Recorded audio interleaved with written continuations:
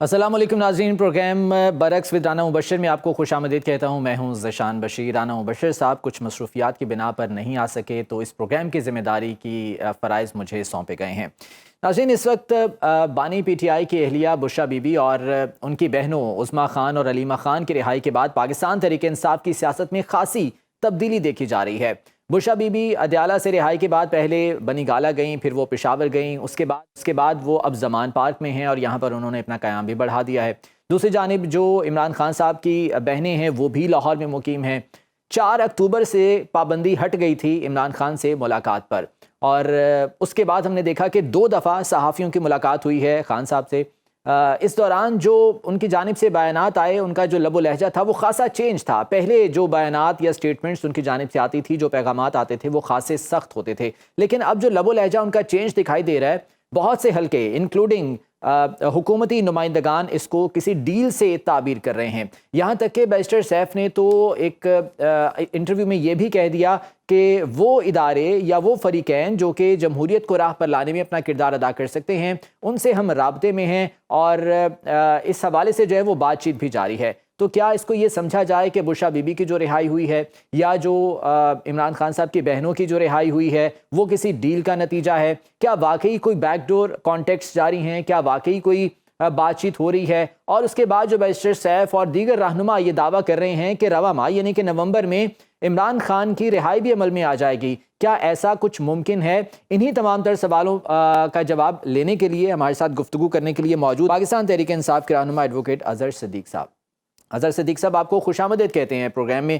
سب سے پہلے تو یہ بتائیے گا کہ اس وقت جو انٹرنل اختلافات چل رہے ہیں پاکستان تحریک انصاف میں، مختلف دھڑے بندیوں کی اور مختلف گروپس کی جو ہے وہ باتیں کی جا رہی ہیں۔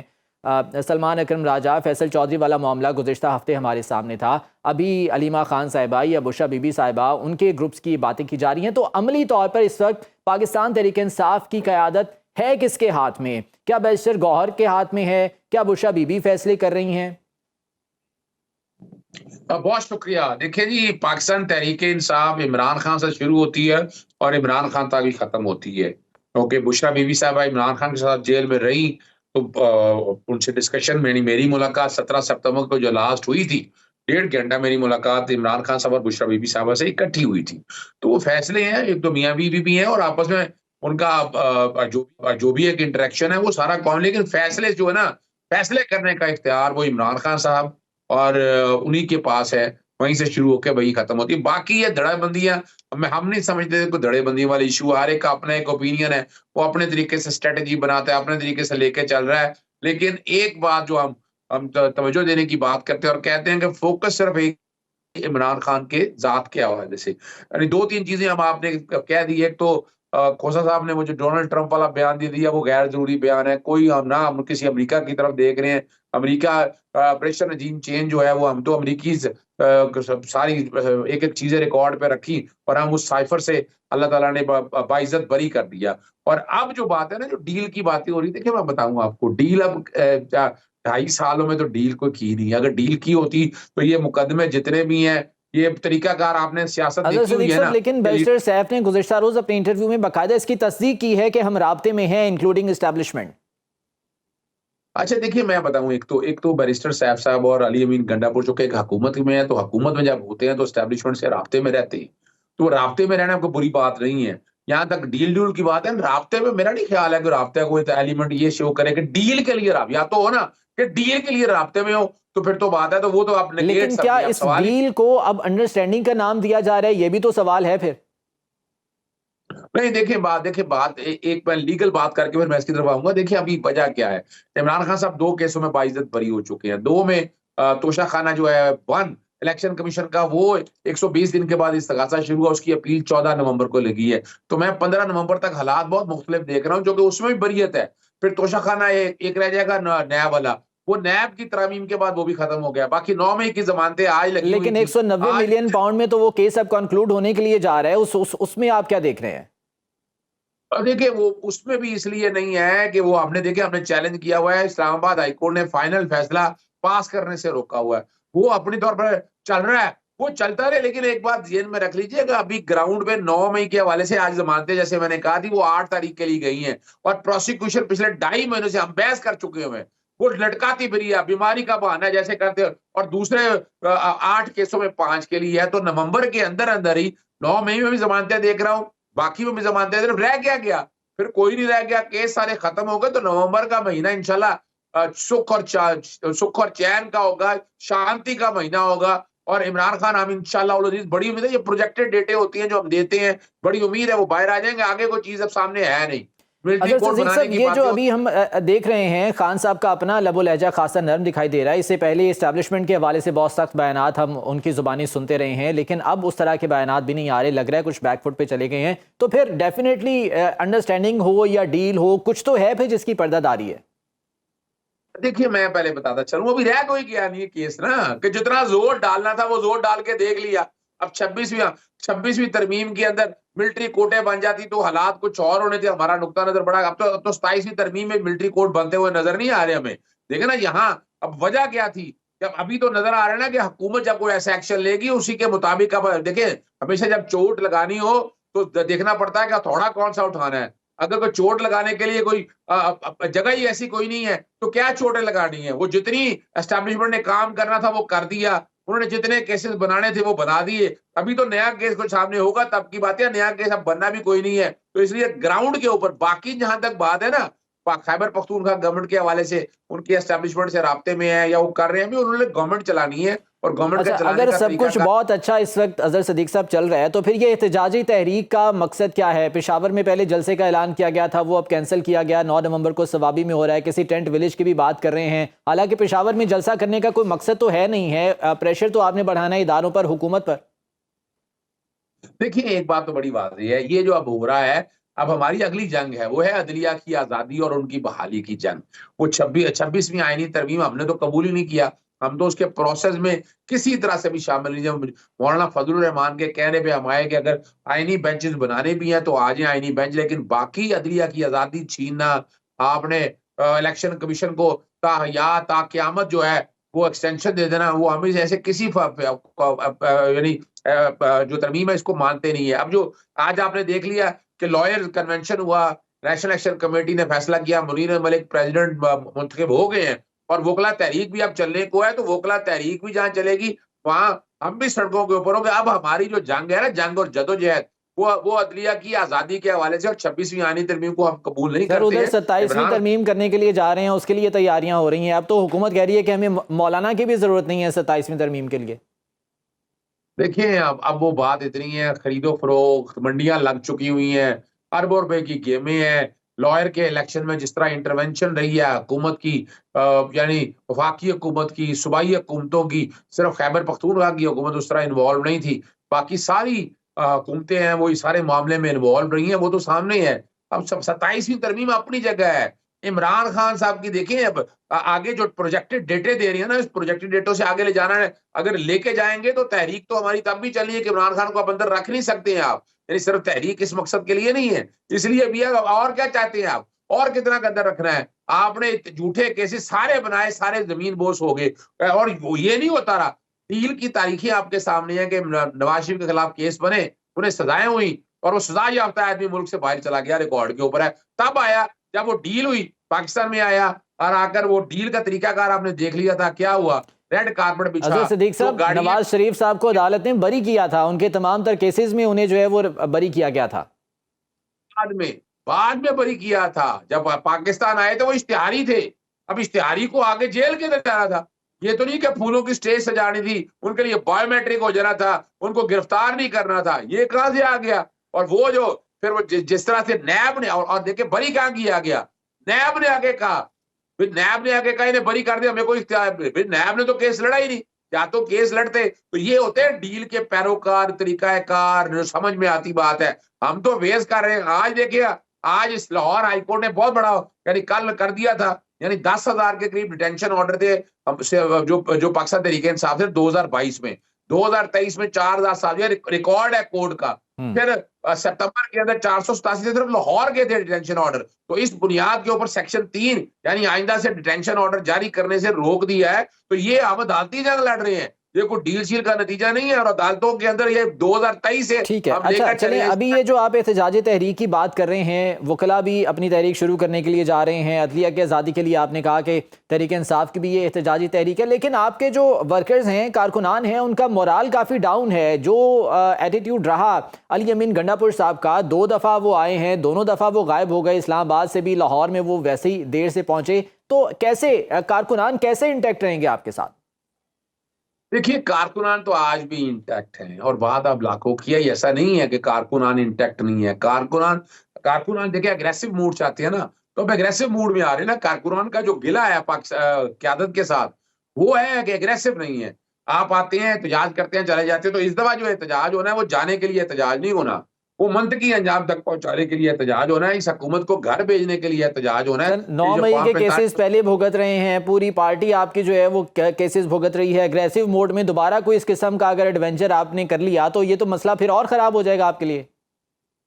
دیکھیں پہلی تو بات ہے کہ 9 مئی کا واقعہ ہم نے نہیں کیا، نہ پاکستان تحریک انصاف کی قیادت نے ایسی کوئی ڈائریکشن دی تھی. وہ جنہوں کسی نے کیا وہ ابھی تک جوڈیشل کمیشن بناتے نہیں ہیں. جب یہ والی موو چلائیں گے، یہ قیادت چلا رہی ہوگی، تو 9 مئی والا واقعہ اب سوال ہی کوئی پیدا نہیں ہے کہ اب ہم اس طرح کے لوگوں کو قریب بھی لیکن علی پھٹکنے امین دیں گے. گڈھا پور صاحب تو بڑے سخت بیانات دے رہے ہیں کہ ہمارے جنازے پڑھا دینا، ہم آئیں گے نہیں واپس. تو یہ تو بڑا جو ہے وہ اگریسو موڈ تو نظر آ رہا ہے نا پھر آپ کے سٹیٹمنٹ سے.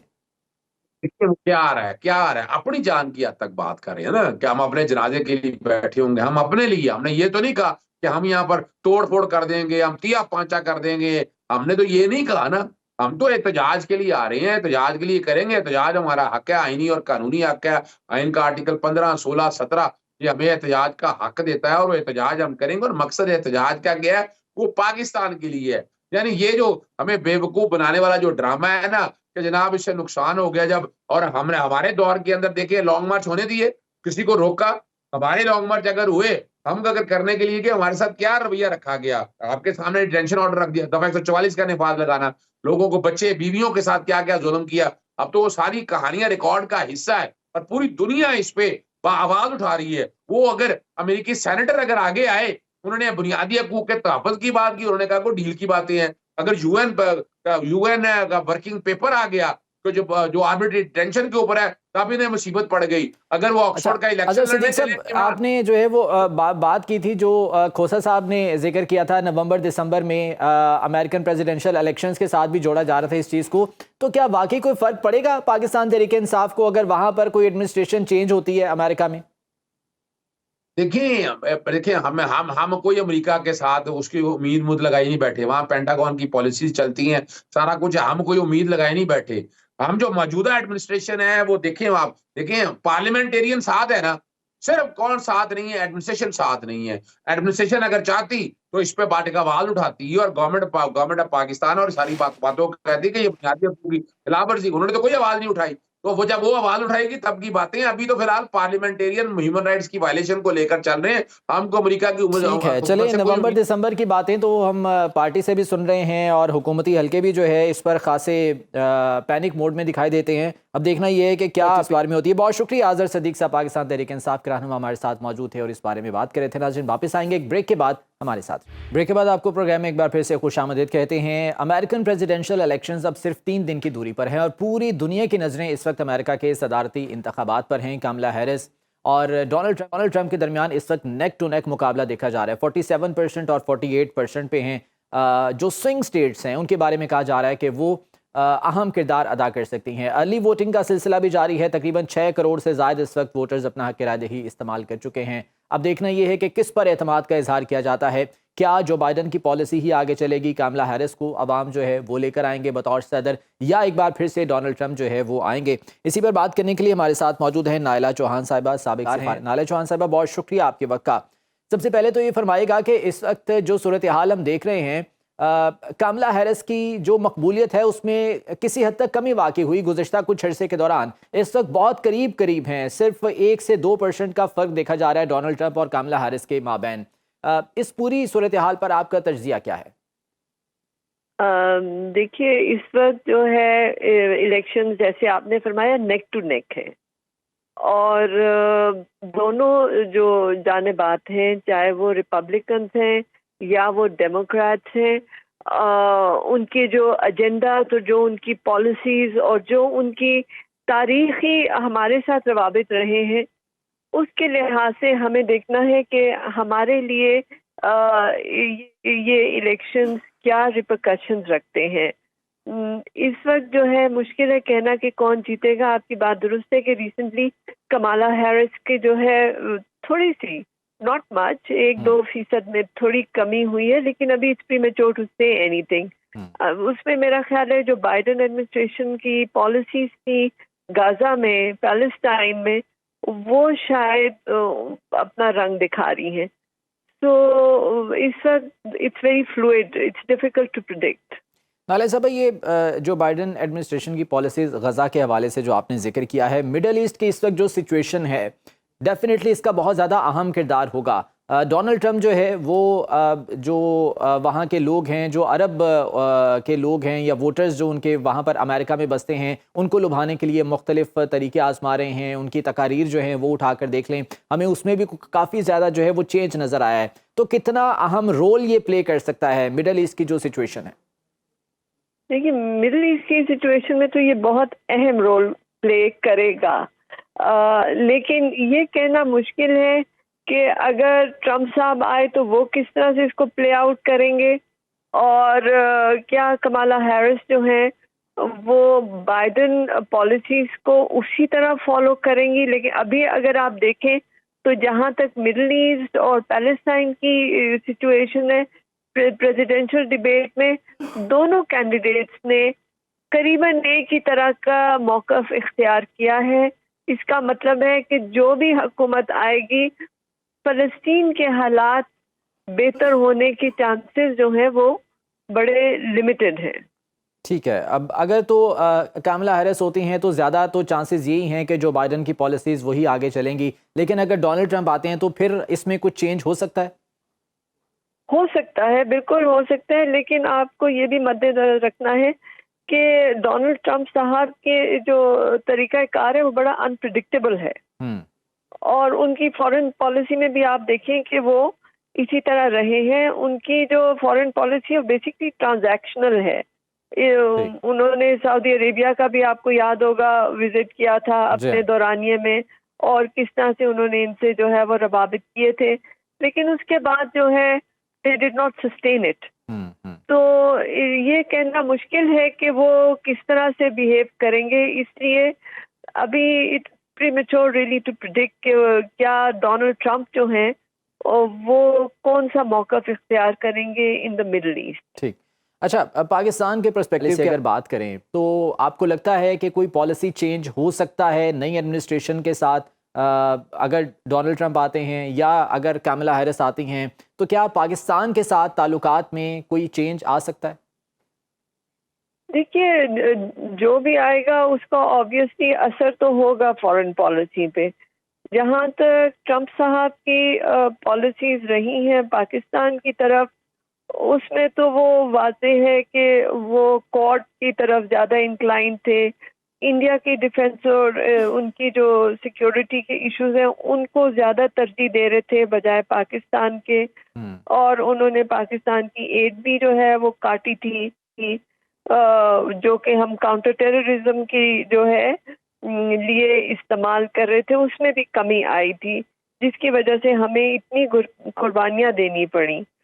تو اب ان کے سیکنڈ ٹرم میں کیا وہ جو ہے کس طرح کا پاکستان کے اوپر پریشر کریں گے، کس طرح کا وہ پریشر مطلب چائنا انڈیا کا جو ریلیشن شپ ہے اس میں پاکستان کے اوپر کس قسم کے پریشرز آئیں گے، یا افغانستان کے جو حالات ہیں اس میں کس طرح سے آئیں گے، وہ ابھی کہنا مشکل ہے۔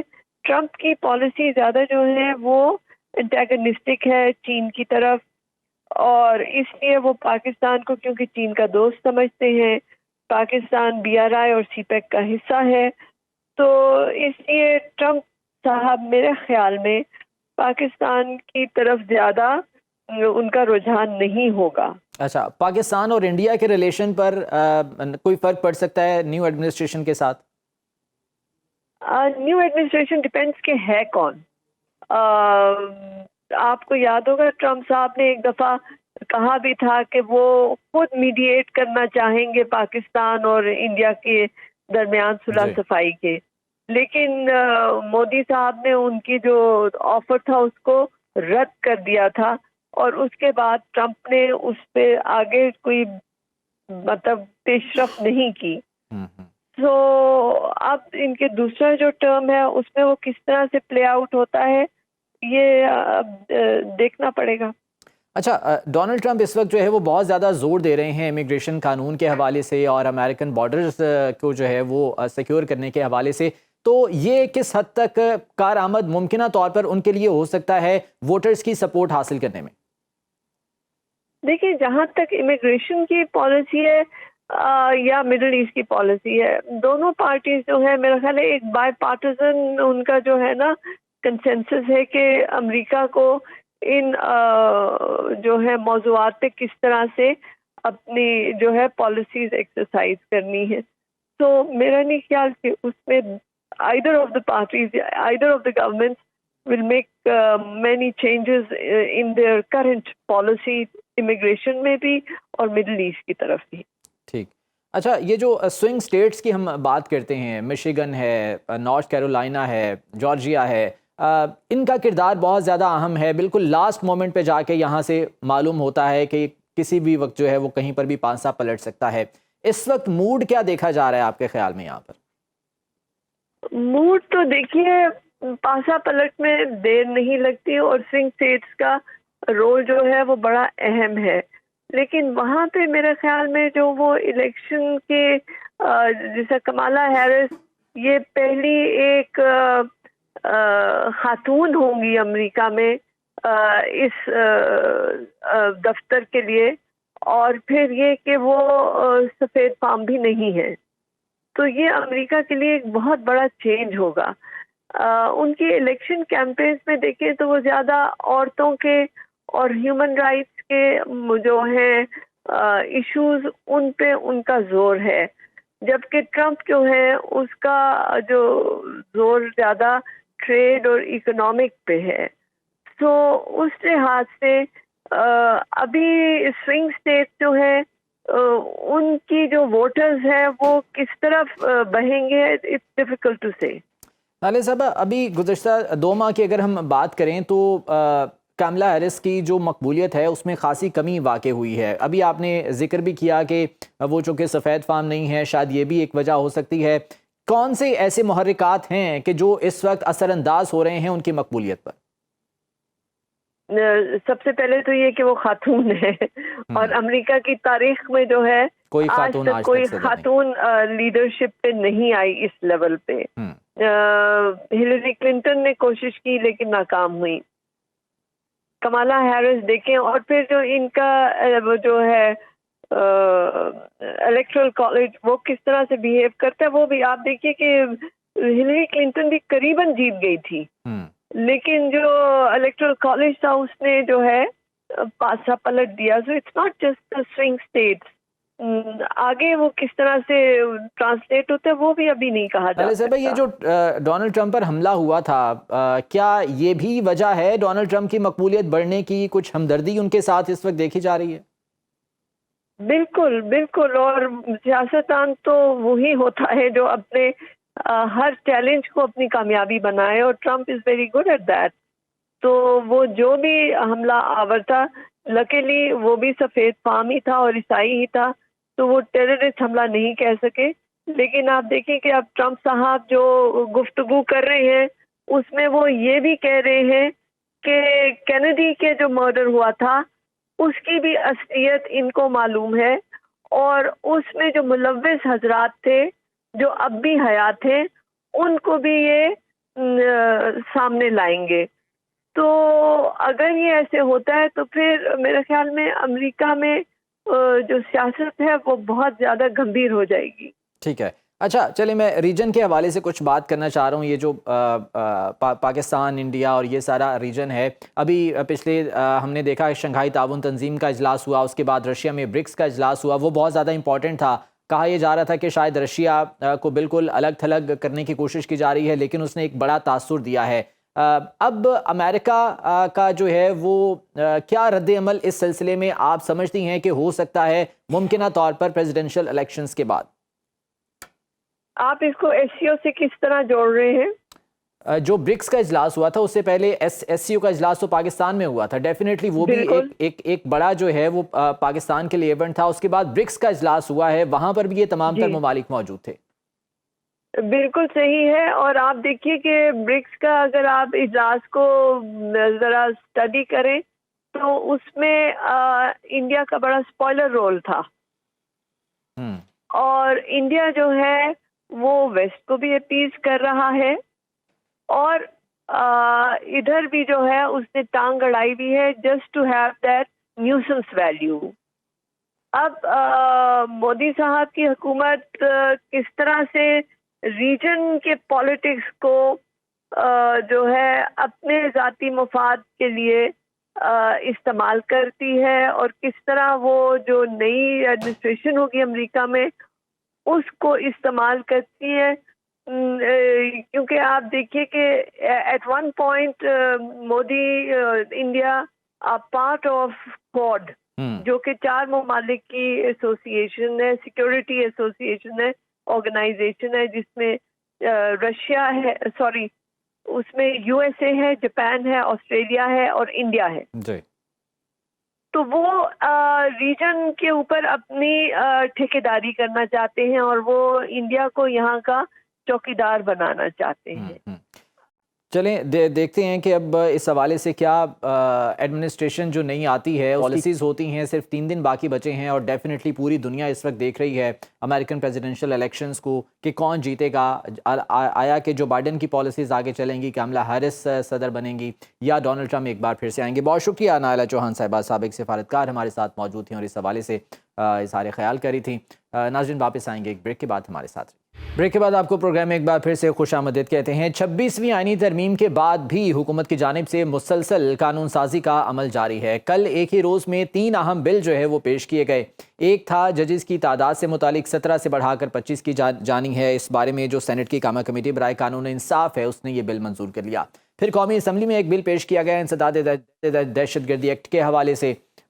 جو مشکوک افراد ہیں ان کو 3 سے 6 ماہ کے لیے حراست میں رکھنا ممکن ہو جائے گا اس بل کے تحت. اور تیسرا اہم بل جو تھا وہ تھا پریکٹس اینڈ پروسیجر ترمیمی آرڈیننس کے حوالے سے.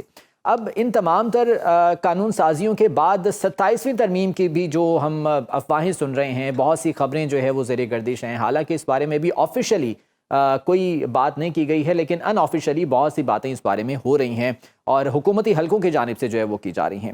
انہی تمام تر معاملات پر بات کرنے کے لیے ہمارے ساتھ بیرسٹر عامر حسن صاحب پاکستان پیپلز پارٹی کے رہنما ہیں. بیرسٹر صاحب آپ کو خوش آمدید کہتے ہیں پروگرام میں. سب سے پہلے تو یہ بتائیے گا کہ 26ویں آئینی ترمیم تو منظور کر لی تھی، اور اس کے بعد سے اب اس پر عمل درآمد بھی ڈیفینیٹلی ہو رہا ہے اور اقدامات بھی اٹھائے جا رہے ہیں، لیکن اس کے باوجود قانون سازی ہو رہی ہے، بل پیش کیے جا رہے ہیں. کیا وجہ ہے؟ حکومت کو کیا کوئی خطرہ ہے، کوئی خوف ہے جس کی وجہ سے یہ تمام تر اقدامات کیے جا رہے ہیں؟ بہت شکریہ ذیشان صاحب میری رائے جاننے کے لیے. لیکن تشویش کی بات یہ نہیں ہوتی کہ پارلیمنٹ قانون سازی کیوں کر رہی ہے. تشویش کی بات تو یہ ہوتی ہے کہ پارلیمنٹ قانون سازی کیوں نہیں کر رہی ہے. جس طرح اگر عدلیہ فیصلے نہیں کرے گی بر وقت، ٹائمنگ بھی بہت اہم ہوتی ہے نا. پھر ٹائمنگ کون سی، کہ کس میں لکھا ہے آئین میں کہ کیا ٹائمنگ کیا ہونی چاہیے؟ اس کا یہ اختیار ہے. آپ کو کوئی روک سکتا ہے کہ آپ 12 بجے روٹی کھائیں یا 2 بجے کھائیں؟ یہ کہاں پہ ٹائمنگ اسپیسیفک ہے کانسٹیٹیوشن کے اندر؟ ذرا مجھے مینشن کر دیں. دیکھیے یہ پاکستان کے اندر ایک تو یہ جو بدگمانی ہے، اور خصوصی طور پہ سیاسی اداروں کے ساتھ، پارلیمنٹ کے ساتھ یہ بدگمانی ہے کہ وہ قانون سازی کرے گی تو غلط کرے گی. وہ قانون سازی کیوں کر رہی ہے؟ اسے قانون سازی نہیں کرنی چاہیے، یہ ٹائمنگ نہیں ہے. پھر اس کے بعد یہ مطالبہ کیا جاتا ہے کہ اس کی طرف سے کی گئی قانون سازی کو عدلیہ کا لدم قرار دے، جو کہ عدلیہ کا اختیار ہی نہیں ہے. اگر عدلیہ ایسا کام کرے گی تو غیر آئینی کام کرے گی. جس طرح اگر سپریم کورٹ کوئی فیصلہ کرے اور پارلیمنٹ اس پہ اپیل سننا شروع کر دے تو وہ غیر آئینی کام ہوگا، یا ایگزیکٹو آپ کی عدالت لگا کے بیٹھ جائے وہ غیر آئینی کام ہوگا. تو میں سمجھتا ہوں کہ تھوڑا سا ان چیزوں کو دیکھیے. پارلیمنٹ قانون سازی کر رہی ہے، ہمیں عادت ہوئی ہے ایسی نکمی پارلیمنٹ کی پچھلے 4 سال میں جو دور تھا پی ٹی آئی کا، کہ جب نہ کسی کے ساتھ گفتگو ہوتی تھی نہ کوئی قانون سازی ہوتی تھی. قانون سازی انہوں نے کی تو صرف یہ کی کہ باجوہ کو ایکسٹینشن کیسے دینی ہے. اس کے علاوہ انہوں نے کوئی قانون سازی نہیں کی. تو میں یہ سمجھتا ہوں کہ یہ جو پروپیگنڈا ہے اسے کم کرنا چاہیے. پارلیمنٹ کا بنیادی کام ہی یہ پارلیمنٹیرین اگر قانون سازی نہیں کریں گے. دیکھیے نا 3 بل آئے ہیں جس پہ آپ نے بات کی. ایک بل ہے ججز کی تعداد بڑھانے کا.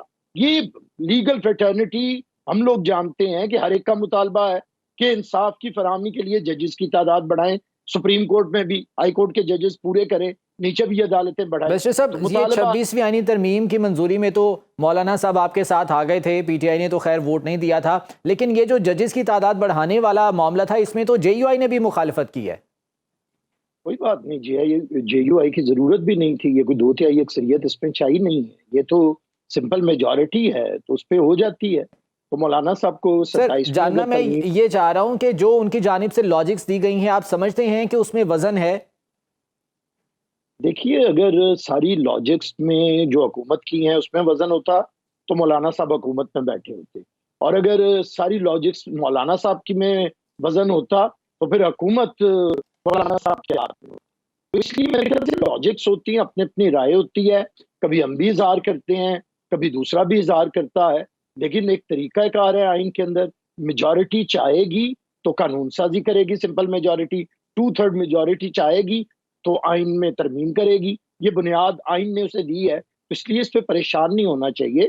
پریشان تب ہوں اگر آئین میں ترمیم کی ضرورت ہو اور پارلیمنٹ نہ کرے, اگر قانون سازی کی ضرورت ہو اور پارلیمنٹ نہ کرے. اگر پارلیمنٹ اپنا کام نہ کرے تو پھر پریشان ہونا چاہیے. اگر ہماری عدلیہ 190ویں نمبر پہ ہے کہ وہ انصاف کی فراہمی نہیں کر رہی, ہمیں اس پہ پریشان ہونا چاہیے. اچھا سر, 26ویں کے بعد اب 27ویں کا بھی سوچا جا رہا ہے. اس بارے میں بہت سی خبریں آ رہی ہیں. کیا مطلوبہ نتائج 26ویں آئینی ترمیم سے مل نہیں پائے تھے؟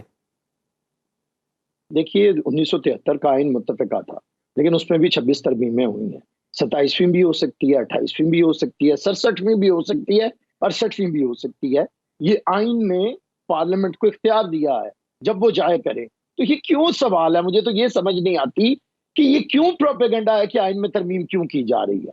اور آئین میں ترمیم ابھی آپ نے کہا کہ وہ ڈیٹینشن میں رکھنا ہے 3 سے 6 مہینے مشکوک افراد کو. تو آپ دیکھیے امریکہ میں زیادہ رکھا جا رہا ہے. یو کے میں جب ادھر دہشت گردی آئی تو ہمارے ملک میں تو دہشت گردی کی آماجگاہ بنا رہا ہے یہ ملک. تو یہاں پہ تو اس سے زیادہ سخت اینٹی ٹیررسٹ جو قانون ہے اس سے زیادہ ضرورت ہے, اس سے بھی زیادہ ہونے کی ضرورت ہے. تو مجھے یہ بتائیں کہ قانون سازی غلط کون سی؟ ہمارے یہاں پر ایک تاثر یہ بھی تو دیا جاتا ہے نا کہ سیاسی کیسز بنائے جاتے ہیں اور بعد میں اس میں مختلف دفعات عائد کر دی جاتی ہیں, اس وجہ سے کافی زیادہ خدشات کا اظہار بھی کیا جا رہا تھا. جی بالکل, اگر یہ خدشات ہیں تو یہ نہیں ہونے چاہیے. اسی کے لیے عدالتیں موجود ہیں. عدالت اگر دیکھے گی کہ یہ شخص سیاسی ہے اور اسے دہشت گرد بنایا جا رہا ہے تو عدالتیں اسے ریلیف دیں گی. اس میں پریشانی کی کون سی بات ہے؟ یہی عدالتوں کا کام ہے نا. عدالتوں کا کام آئینی ترمیم کو کالعدم قرار دینا نہیں ہے. عدالتوں کا کام یہ ہے کہ جو دفعات اس پہ لگائی گئی ہیں ملزم ایکیوز کے اوپر, کیا وہ ان دفعات پہ پورا اترتا ہے یا نہیں اترتا. کیا یہ جیٹ بلیک ٹیررسٹ ہے یا یہ ایک پولیٹیکل ورکر ہے. عدالتوں نے دیکھا تو نہیں ہے. انہوں نے منتخب وزیر اعظم کو آئین دینے والے کو پھانسی لگا دی اور ٹیررسٹ کو آزاد کر دیا. تو عدالتوں کا کام یہ دیکھنے کا تھا کہ ذوالفقار علی بھٹو کو پھانسی نہ لگاتی, یہاں پہ دہشت گردوں کو پھانسی لگاتی. یہ کام تھا اس کا جو اس نے نہیں کیا. تو یہ کام وہ کرے, پارلیمنٹ کو نہ روکے کہ اس نے کیا کرنا ہے یا کیا نہیں کرنا, اسے نہ سکھائے. جو اس نے بلنڈرز کیے ہیں اسے ٹھیک کرے اور آئندہ وہ بلنڈر نہ کرے. تو اس لیے بالکل پاکستان کے اندر یہ بھی ہوا ہے کہ ایک سیاسی جو آج سر کوشش تو ہمیشہ سے یہی ہوتی ہے نا, جو بھی حکومت میں ہوتا ہے اس کی کوشش ہوتی ہے کہ اپنی مرضی کے فیصلے لیے جائیں, اپنی مرضی کے جو ہے وہ اقدامات اٹھائے جائیں, اور اسی وجہ سے پھر مختلف خدشات بھی جنم لیتے ہیں. شان صاحب یہی میں عرض کر رہا ہوں کہ عدالتوں کو یہ کام نہیں کرنا چاہیے. عدلیہ کی آزادی یہ نہیں ہے کہ جج کا تقرر جج کرے. میری بات سنیں پوری. عدلیہ کی آزادی یہ نہیں ہے کہ جج کا تقرر جج کرے. عدلیہ کی آزادی یہ ہے کہ وہ آئین اور قانون کے تحت فیصلے کرے. وہ مجرموں کو, ملزم کو مجرم بنانے میں آئین کے مطابق چلے, حکومت کی ڈائریکشنز اور انسٹرکشنز نہ لے, نہ کسی اور ادارے کی لے. یہ کام آپ عدلیہ سے وہ کام نہ کروائیں جو اس کا نہیں ہے. جو اس کا ہے وہ اسے کروائیں. تو یہی میں کہہ رہا ہوں کہ عدلیہ نے 14 سال آج کے صدر پاکستان کو بے گناہ جیل میں رکھا اور ان کی ضمانت نہیں ہونے دی. جب ضمانت ان کی حق ہو گیا تھا تب بھی نہیں دی. اور ادھر تو یہ ہے کہ 3 مہینے میں گڈ ٹو سی یو کہہ کے اور لوگوں کو چھوڑا جا رہا ہے، جو وہ مان رہے ہیں کہ ہم سائفر ہم نے ڈی کوڈ کیا ہے، گما دیا ہے، کوئی نہیں پوچھ رہا، ٹھیک، وہ مان رہے ہیں سر ٹائم میرے پاس کم ہے، کوئکلی ذرا رسپونڈ کیجیے گا. جو پاکستان تحریک انصاف کے ساتھ ڈیل کی باتیں اس وقت کی جا رہی ہیں، کیونکہ ریلیف ملنا شروع ہوا تو اس کے بعد یہ ڈیل کی خبریں آنا شروع ہوئیں، کیا حکومت اس سے واقعی پریشر میں ہے؟ اس میں واقعی کوئی صداقت ہے؟ دیکھیے یہ تو حکومت کا معاملہ ہے، حکومت بتائے کہ وہ پریشر میں ہے یا نہیں. میں ایز اے پولیٹیکل ایکٹیوسٹ اور پیپلز پارٹی کے نمائندے میں یہ کہنا چاہوں گا، پیپلز پارٹی سر اتحادی نہیں ہے اس وقت حکومت کی، حکومت میں ہے نا؟ نہیں، ہم حکومت میں نہیں ہے. میرے ایک منسٹر کا نام بتا دیں جو حکومت میں ہو. سر آپ کے لوگ جو ہیں وہ باقاعدہ ووٹنگ کر رہے ہیں، پاکستان پیپلز پارٹی کے چیئرمین بلاول بھٹو زرداری تمام تر بھاگ دوڑ کر رہے تھے 26 امینڈمنٹ کے لیے. صاحب ایک سوال کریں، مجھے جواب دے لیں گے پلیز. جی بات یہ ہے کہ میں وہ کام ہم پارلیمنٹ میں کر رہے ہیں، پارلیمنٹ میں سپورٹ کر رہے ہیں. ہم ہر اس قانون سازی کی حمایت کریں گے. جب محترمہ Benazir Bhutto leader of the opposition تھی تو جب 8ویں ترمیم ختم ہوئی، 58(2)B ختم ہوا تو ہم نے بالکل اس کی لابنگ کی اور ووٹ دیا. تو یہ تو کوئی بات نہیں، ہم کوئی کافر تو نہیں ہے نا ذہنی کہ سچ بات کو. چلیں سر، تھینک یو سو مچ، وقت میرے پاس ختم ہو گیا ہے، آپ کا جواب آ گیا. بہرحال جو اس وقت ملکی حالات ہیں سیاسی طور پر اگر دیکھا جائے تو نومبر دسمبر بہت زیادہ اہم قرار دیے جا رہے ہیں. آنے والے دنوں میں کیا صورتحال ہوتی ہے ہم دیکھیں گے. آج کے پروگرام سے مجھے اجازت دیجیے، اللہ نے کے بعد.